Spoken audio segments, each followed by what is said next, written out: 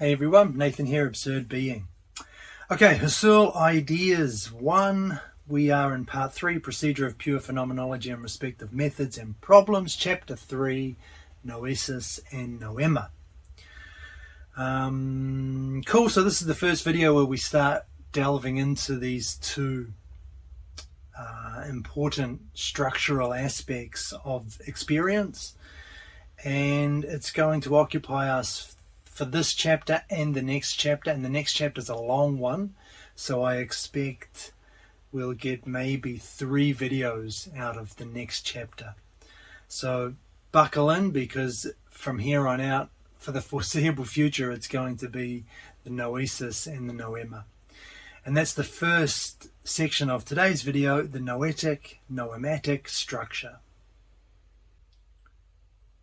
Alright, so here Husserl begins by dividing intentional experiences into two: the proper components of intentional experiences and their intentional correlates.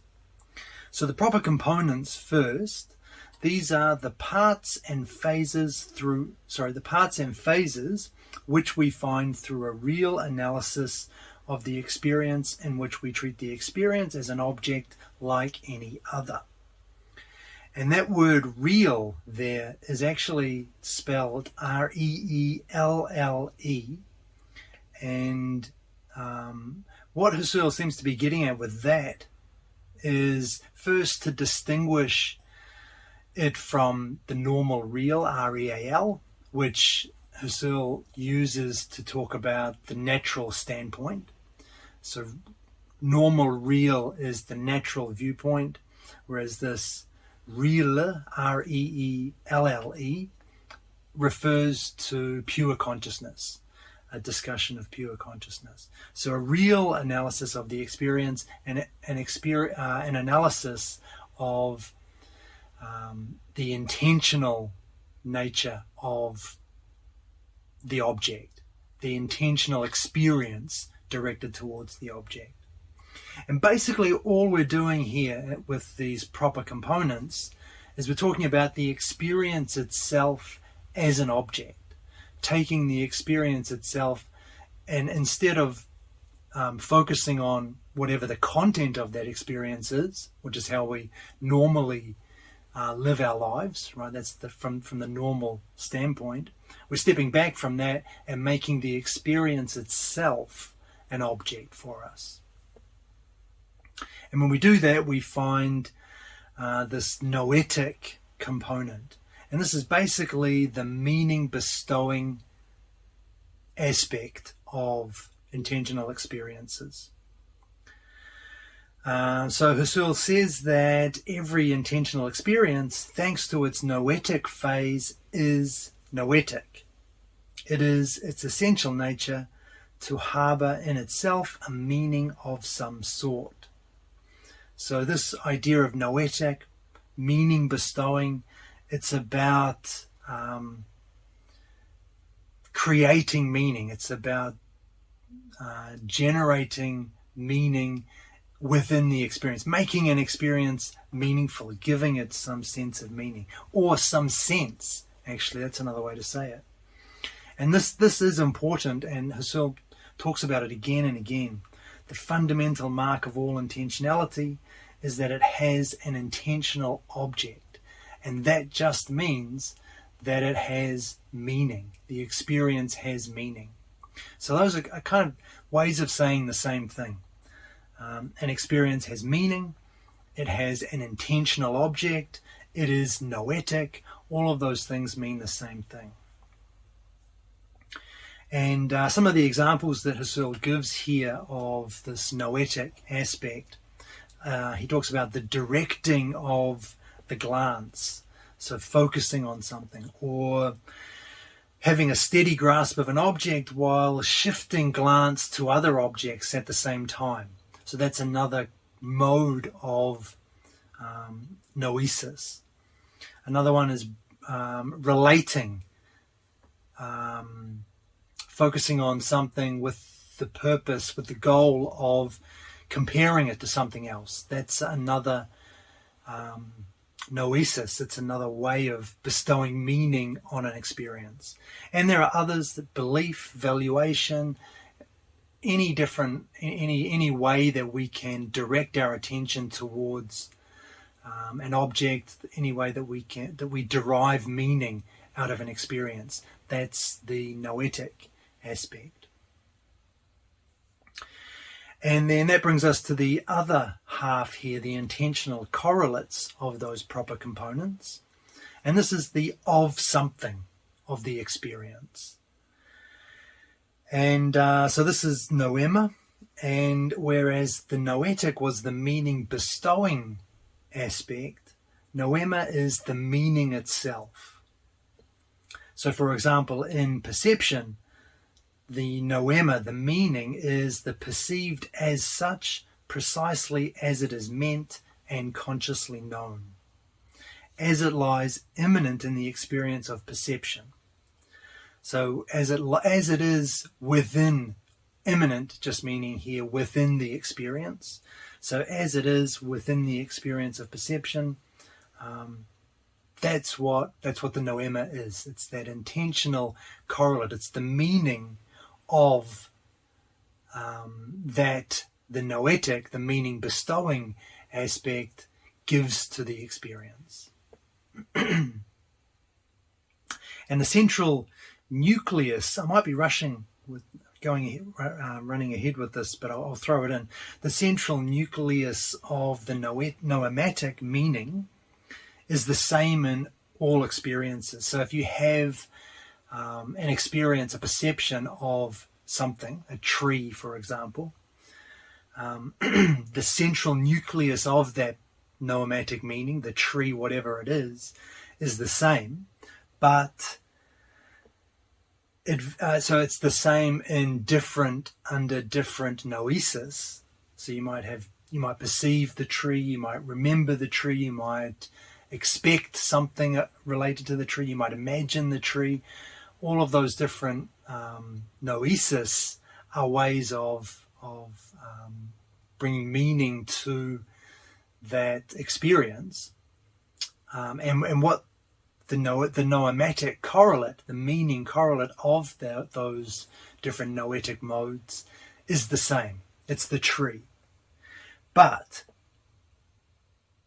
those those different kinds of those different modes of noesis make the experience different. They change the experience fundamentally. So even though the noematic correlate is the same, the meaning is the same, the experience itself is modified because through a different noetic mode. So the way I perceive the tree has a certain noetic flavor, we might say, which makes the experience of a certain kind.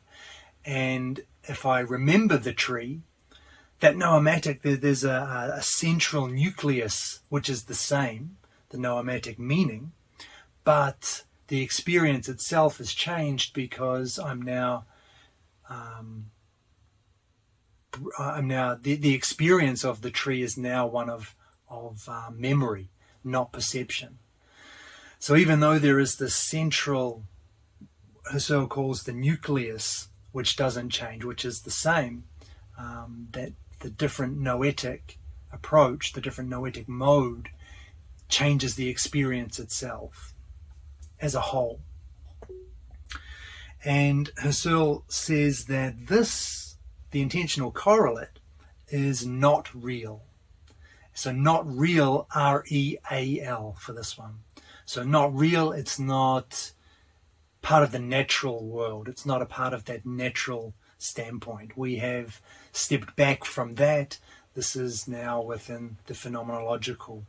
We're discussing, we're in the realm of pure consciousness. So he goes on to give us an example with an apple tree, actually. So we start from the natural standpoint, perception of an apple tree with some associated pleasure. is the example. So the apple tree exists in the transcendent reality of space, and the pleasure exists as a psychical state of a real human being.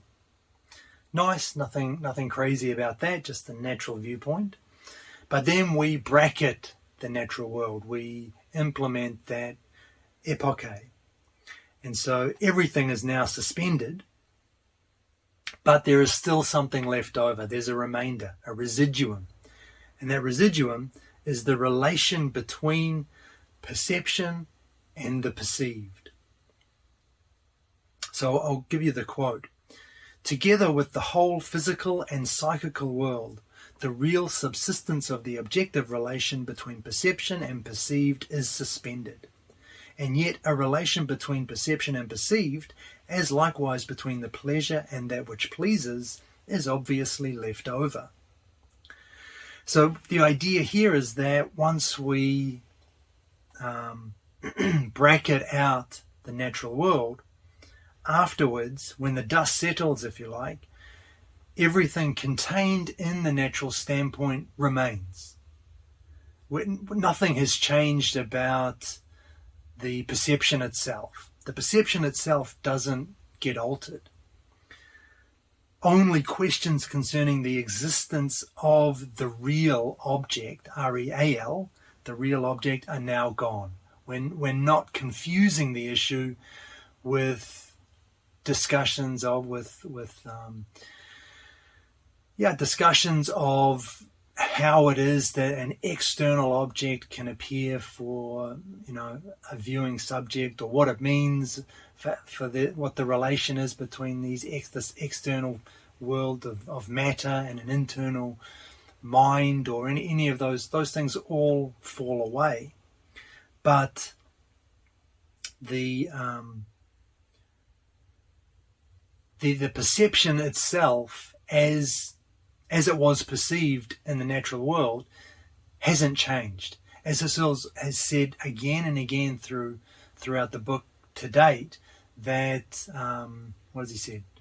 The phenomenological reduction, we're not aiming to deny the reality of the external world. We're not looking to even doubt that it's true. We're just bracketing it. We're putting it aside. Putting aside those assumptions.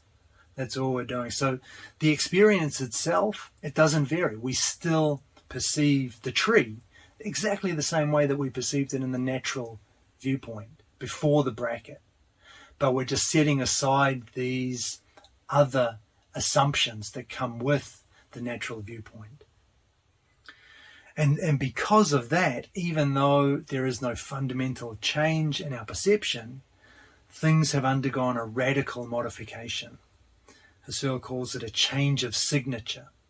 We're now clear that we're looking at the experience itself without these added problems or assumptions about an external world and an internal mind and how they're connected and related and blah, blah, blah. All of those things. I guess all of those metaphysical problems are just put aside. We're focusing on the experience itself. And that's really the brilliance of the reduction.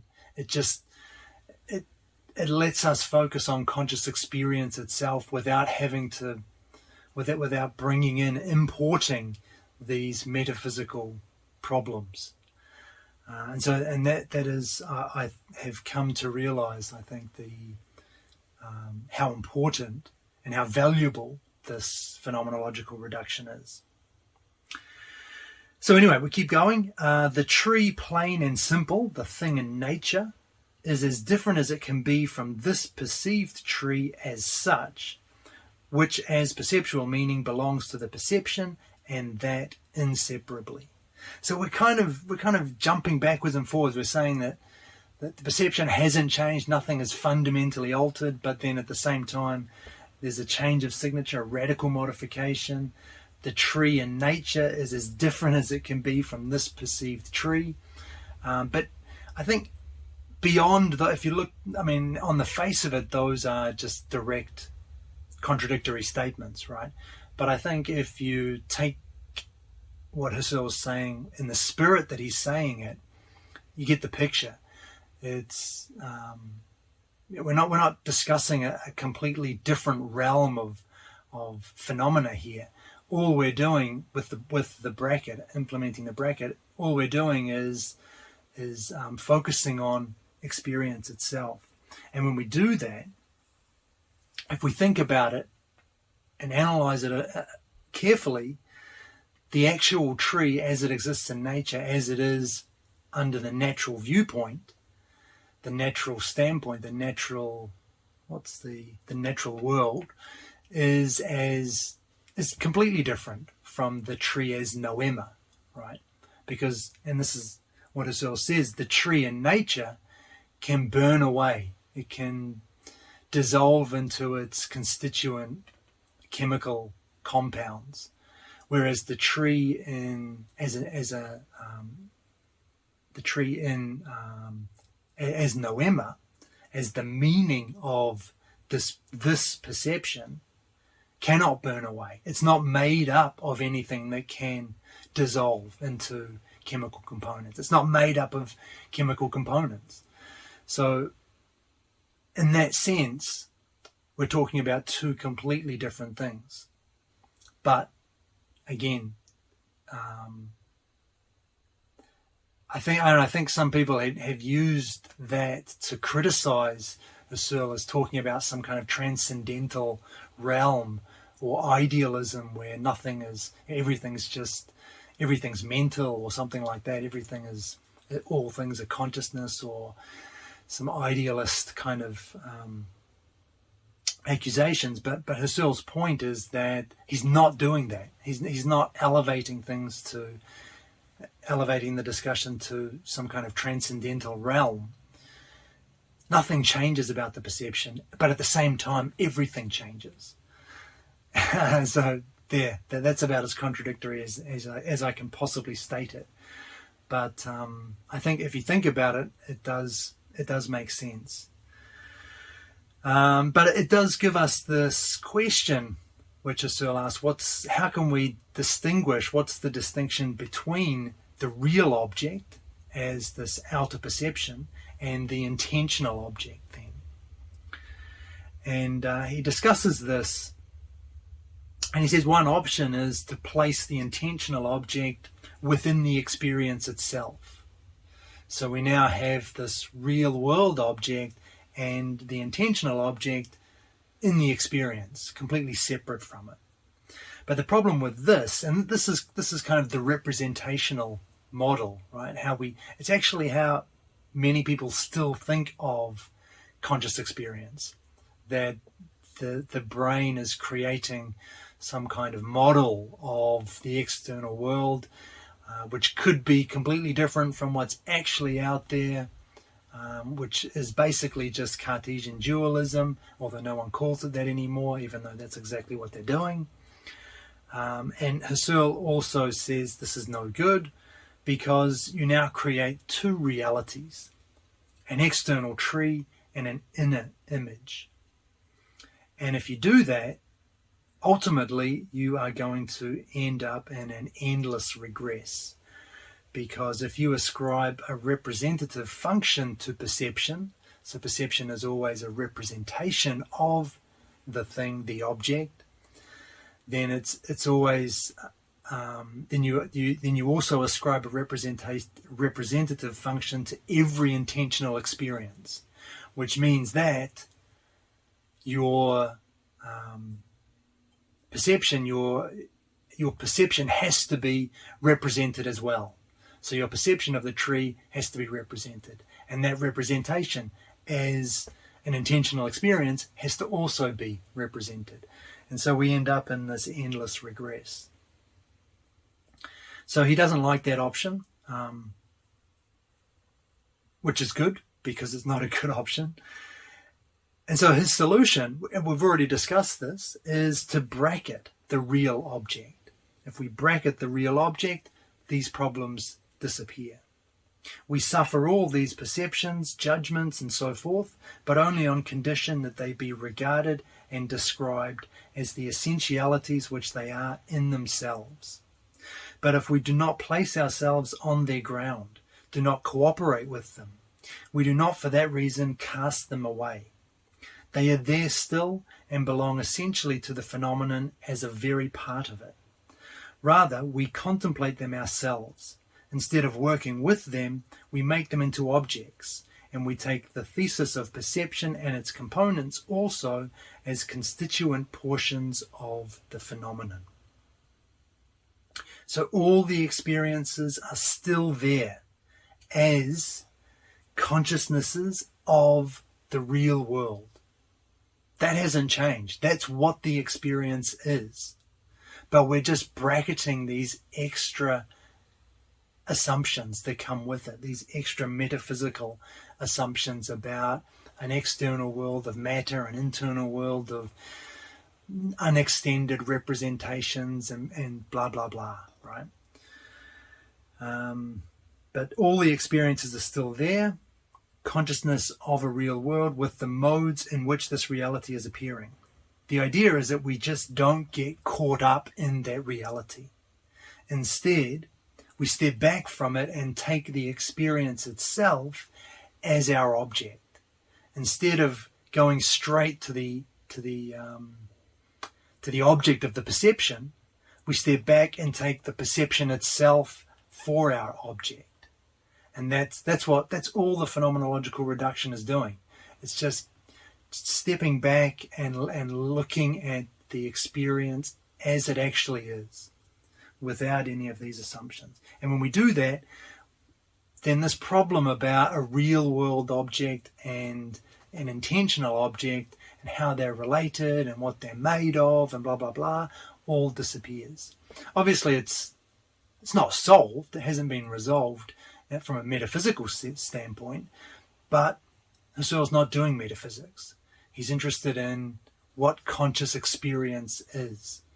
And to understand that, you don't need to do metaphysics. So that's kind of what phenomenology is. That's the virtue of it. Okay, and what are we doing? So basically,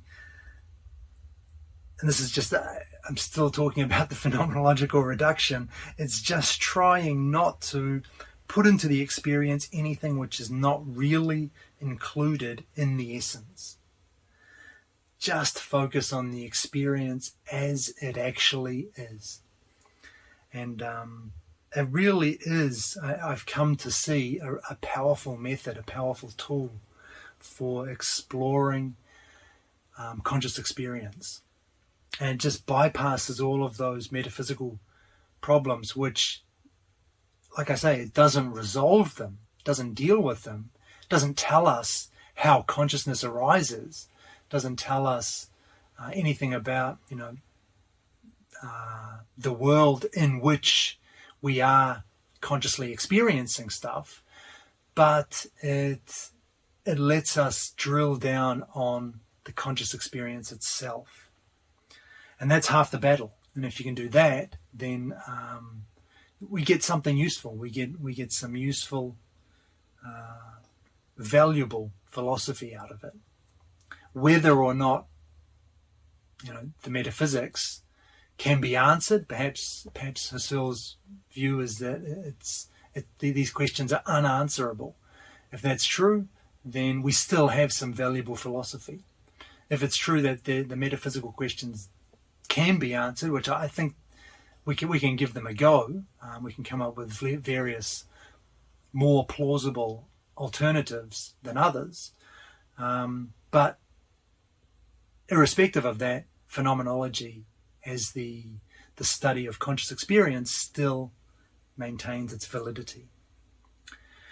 All right, so that is basically just a little bit about the noetic and noematic structure. The next section we turn to attention. All right, so Husserl talks about attention as a species of transformation of consciousness. And we've already encountered this with, he's already mentioned it anyway in the book, using the words mental glance or glancing ray of the pure ego. And it's basically just the pure ego's turning towards or turning away from. That's all attention is. But what is interesting about it is that it presupposes a noetic nucleus. So a noetic nucleus that is invariant, if you like. And also it doesn't change the noematic effects which belong to this noesis. However, it still amounts to a modification of the whole experience on its noetic as well as on its noematic side. So attention doesn't change the kind of the core of either the noesis or the noema, but it changes the experience itself. It changes the way in which those the way in which the object is presented in the experience. It changes the flavor, maybe, of the experience. That might be one way to express that. So it's one way. The way that we'll break this down is to look at the changes on the noetic side, and then we'll look at the changes on the noematic side. So on the noetic side first, attention passes through different layers, Husserl calls them.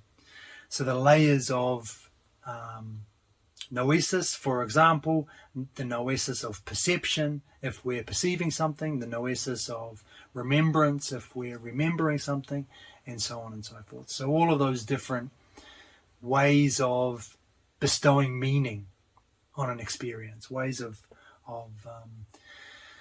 making an experience meaningful, those different modes in which we can bring an object to light. Attention passes through them. And this is what I mean when I said there's a noetic nucleus that doesn't change. If my I'm getting ahead of myself. I'll come back to that in a minute. But another thing we can say about the noetic side here is that attention changes the way that certain noematic elements appear. So this will come up when we talk about the noema as well.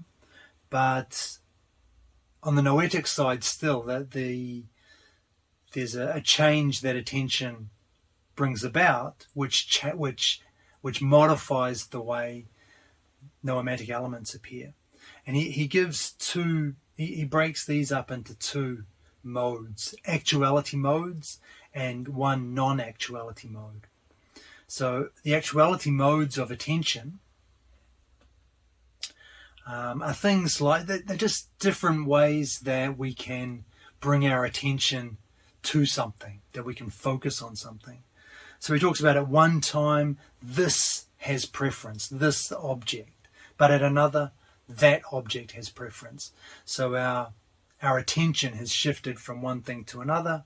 That there's obviously a noetic and a noematic change there, but the noetic change produces this noematic change. And there's still this noetic change we have to look at, the change from this to that. And another thing, but again, not yet. I'm still getting ahead of myself. Another type of actuality mode is a thing can be just noted along with something else.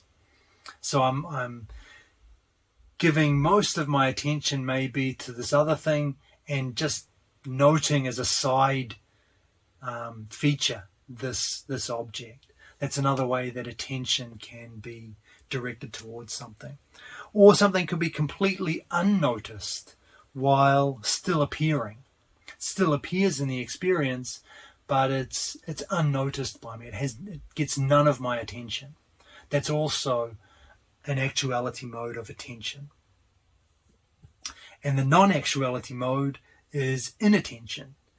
So this is the mode, so to speak, Husserl says, of the dead enjoyment of consciousness.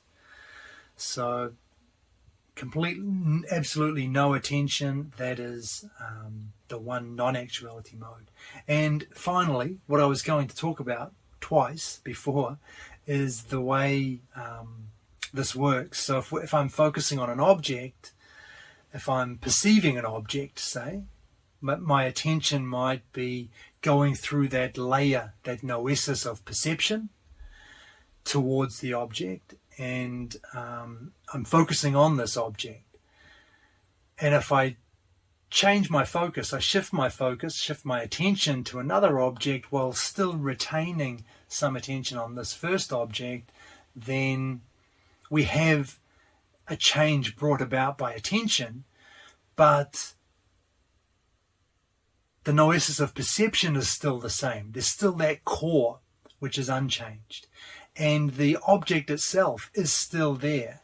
That core is still the same, but attention has modified the whole thing slightly without changing any of the essential details that go into it. And that's kind of what I wanted to express. And the other side then, the noematic changes. He talks about attention. He says that attention is often described as an illuminating light. The alteration of the lighting does not alter that which appears in and through the meaning it conveys, but brightness and darkness modify its mode of appearing. And so that's just exactly what I've been saying, right?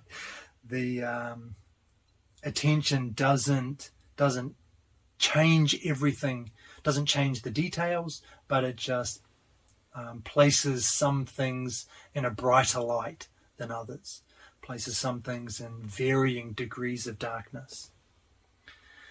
But importantly, Husserl notes that even though I'm talking about all of these things that remain the same, these core noetic and noematic nuclei, he reminds us that these changes don't simply annex to something that remains the same throughout some merely external addition.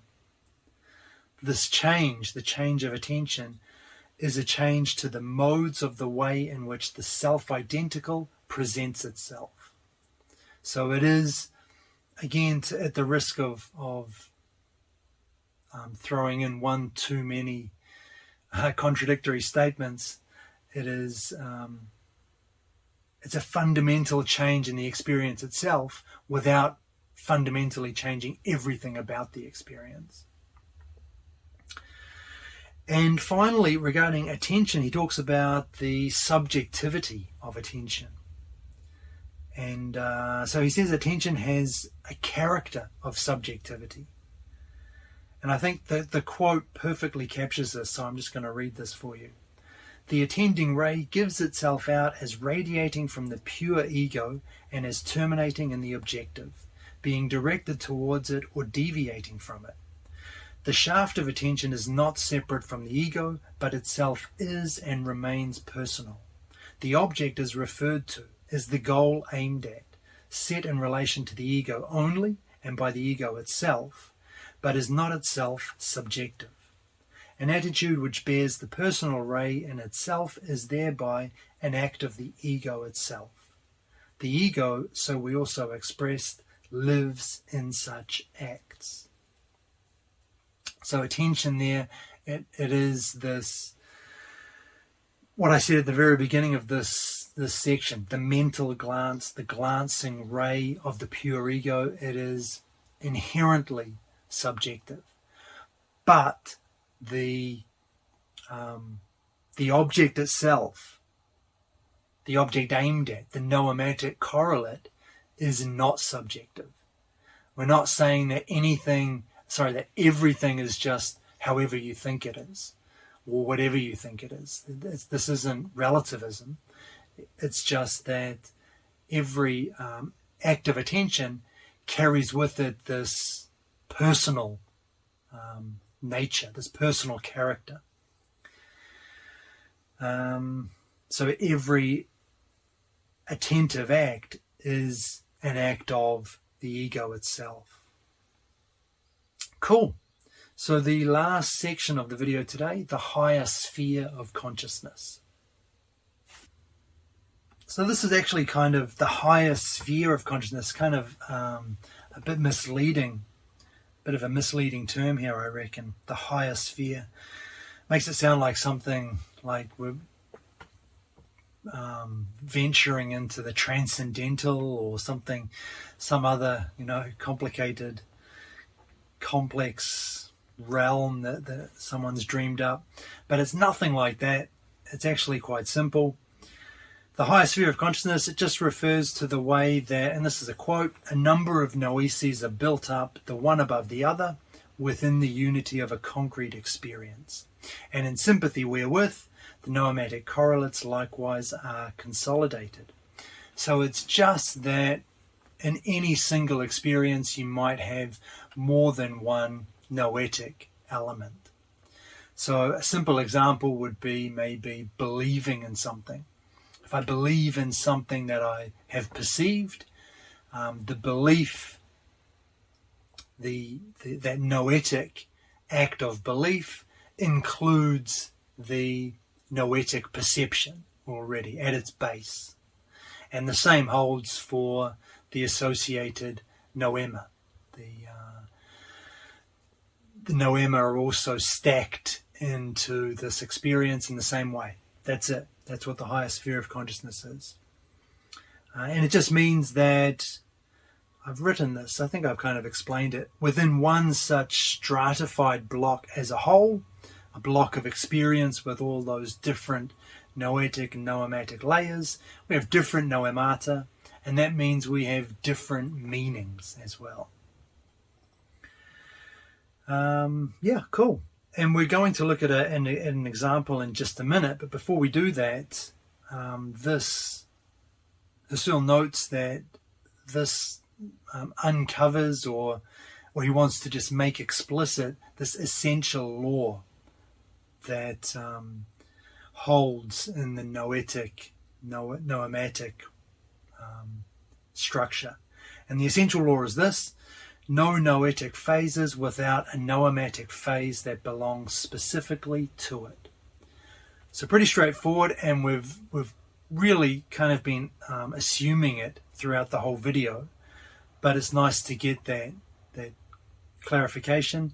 No such thing as a noetic phase without an associated noematic phase. So you can't have a standalone noesis without a noema. And presumably vice versa. There's no such thing as a noema without its associated noetic phase. And that example I promised you is the example of judgment. And Husserl goes through this quite nicely in the book. It's quite a good example. So if we take an act of judgment, what do we have? How can we understand the structure of this experience? On the side of the noesis, we have the necessary forms involved in judgment.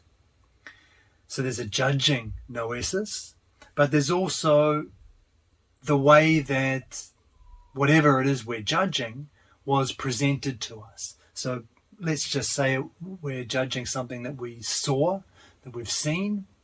So then the judging noesis will also include a perceiving noesis, because in order for the thing to be judged, it must first be perceived. And that perception, that perceptual noesis, is going to have an impact in the greater experience of judgment. And that was just what Husserl was talking about with this higher sphere, right? But in addition to this, on the side of the noesis, we also have all of the forms related to judgment. So some examples here: holding something as possible, holding something as probable, holding it as null and void, and so on and so forth. These things obviously all impact our valuation, how we value the thing. So these acts of noesis also factor in to the experience as a whole, the valuation as a whole. And on the side of the noema, related to that point I just mentioned, the form of the noesis also causes the same noematic nucleus to appear in different ways, as something which is certain, as something which is probable, as something which is null and void, and so on and so forth. So that's again, any noetic phase has an associated noematic phase, and that's the meaning. So that noesis affects the noema, but also, and this is more related to that higher sphere of consciousness, Husserl distinguishes between the judged content and the matter judged about. And this is kind of a fine point. Here's the quote. The objects we utilize for the subjects of our judgments are the matters judged about. The whole that is formed out of them, the whole somewhat as content of the judgment qua content, and in addition taken exactly with the concrete featuring and in the form of presentation in which we are aware of it in experience, constitutes the full noematic correlate, the meaning in its widest sense of the judgment as experienced. To put it more pregnantly, it is the meaning as we have it through the way in which it is given to us. And so this then gives us that distinction. So we have the judged content, or what Husserl also calls in that quote, the full noematic correlate, and that is the perception, and that includes the perception of the matter being judged. I didn't stress the right word. That includes the perception of the matter being judged. So the thing being judged, the object being judged, is the matter. And then the content is not just that matter, but because before we can judge it, we also have to perceive it. So it includes that act of perception as well, that perceptual noematic correlate. So that has to be included in this, in the full noematic correlate, which is the judged content. So the judged content is now the whole thing with all of those nested noematic correlates. And that's all. That is all that I think we need to say about that. But then, of course, he reminds us, once we've done that, once we look at that and have that structure laid out clearly, then we need to bracket the delivery of the judgment. So bracket out the natural world, all of those assumptions, and then we can grasp the noesis and the noemata of the judgment as essence. Cool. And that, I think, brings us to the end of the video. So let's hit a summary. So first we looked at the noetic and noematic structure. The noetic is the meaning-bestowing, comes in a number of different forms, but they bring meaning to the experience. And the other side is the noema, which is the meaning itself. And Husserl often talks about this as the intentional correlate. And so those are two really key distinctions to understand there, to get to be clear about the noetic and the noematic. Then we looked at attention and basically defined this as the mental glance of the pure ego. So it's just the direction of your focus, your attention, what you are bringing to the fore out of the experience. And because it's the mental glance of the pure ego, it always has this character of subjectivity. It always belongs to someone, i.e. you. And finally, we looked at the higher sphere of consciousness. This was just a stratified noetic, noematic block of experience. An experience understood as a whole, which has a number of different noetic and obviously, therefore, noematic elements to it. And that was the essential law that Husserl mentioned in this section. No noetic phases without a noematic phase that belongs to it. And that is the end for us today. So I'm going to wrap up there. Hopefully that helped. Thanks as always for watching, and I'll catch you in the next video.